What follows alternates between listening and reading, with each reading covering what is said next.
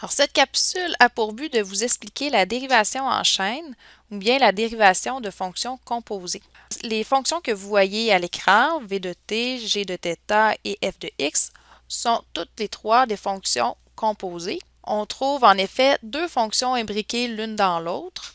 Par exemple, dans la fonction v de t, on a la fonction 2t plus 5 imbriquée dans la fonction ln. Ou dans la fonction g de θ, on trouve le 3θ imbriqué dans la fonction cosinus, qui est elle aussi imbriquée dans la fonction au carré. Et dans la fonction f de x, on a le 4x2 plus 1 imbriqué dans la fonction racine carrée. Alors, nous ne pouvons pas dériver ces fonctions avec les règles de dérivation de base que nous connaissons. Prenons par exemple la fonction f de x qui est égale à racine de 4x2 plus 1. Nous connaissons la dérivée de la fonction f de x est égale à racine carrée de x. Sa dérivée est 1 sur 2 racine de x.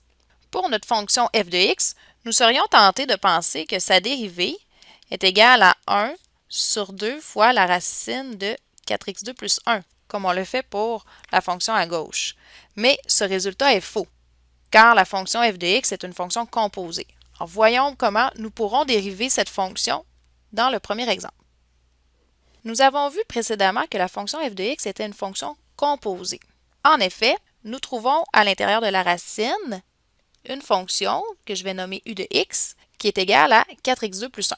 De cette manière, nous sommes capables de décomposer notre fonction f de x en deux autres fonctions.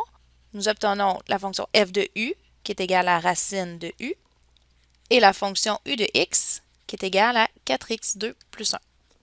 Nous sommes capables de dériver ces deux nouvelles fonctions à l'aide des règles de dérivation de base. En effet, la dérivée df sur du est égale à 1 sur 2 racine de u et la dérivée du sur dx est égale à 8x. Par la règle de dérivation en chaîne, nous sommes capables de trouver la dérivée df sur dx qui est égale à df sur du fois la dérivée du sur dx. Nous multiplions donc nos deux dérivées ensemble. Je vais maintenant remplacer le u par 4x2 plus 1.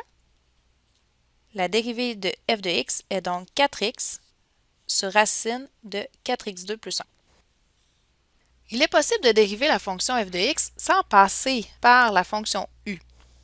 En effet, lorsque nous dérivons une racine carrée, nous obtenons la forme 1 sur 2 fois la racine. Étant donné que notre fonction est composée, ici, nous allons multiplier par la dérivée de l'intérieur de notre racine. Alors, si je complète, dans la parenthèse, je vais marquer notre fonction u de x que nous avions posée tout à l'heure, 4x2 plus 1. Alors, notre dérivée nous donne donc 1 sur 2 fois la racine 4x2 plus 1 fois la dérivée de 4x2 plus 1 qui est 8x. Alors, la réponse est la même que dans notre démarche de gauche. Ça nous donne 4x sur racine de 4x2 plus 1. Faisons maintenant un deuxième exemple. Dériver la fonction g de x égale 5 plus 2x3 plus 1 à la 4 à la 6. La fonction g de x est une fonction composée. Ici, trois fonctions sont imbriquées une dans l'autre, soit t de x égale 2x3 plus 1 et soit u de t égale 5 plus t à la 4. Décomposons maintenant la fonction g de x en trois fonctions. Nous avons g de u qui égale u à la 6, u de t qui est égal à 5 plus t à la 4 et t de x qui est égal à 2x3 plus 1. Nous pouvons trouver les dérivées de ces trois nouvelles fonctions à l'aide des règles de dérivation de base. dg sur du est égal à 6u à la 5, du sur dt est égal à 4t à la 3 et dt sur dx égale 6x2. Par la règle de dérivation en chaîne, la dérivée dg sur dx est égale à la dérivée dg sur du fois la dérivée du sur dt fois la dérivée dt sur dx. Remplaçons maintenant par les trois dérivées que l'on a trouvées. 6u à la 5 fois 4t à la 3 fois 6x2. Nous allons maintenant substituer le u par 5 plus t à la 4. Et maintenant, nous allons remplacer le t par 2x3 plus 1.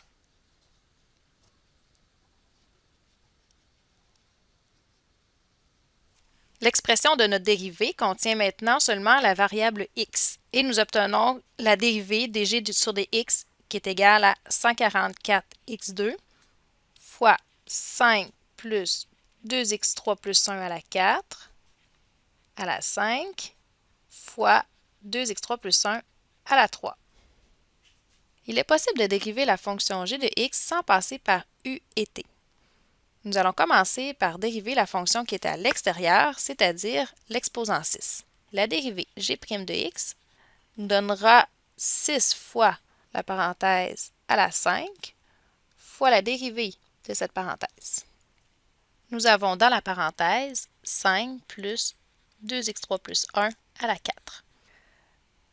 La première partie reste intacte.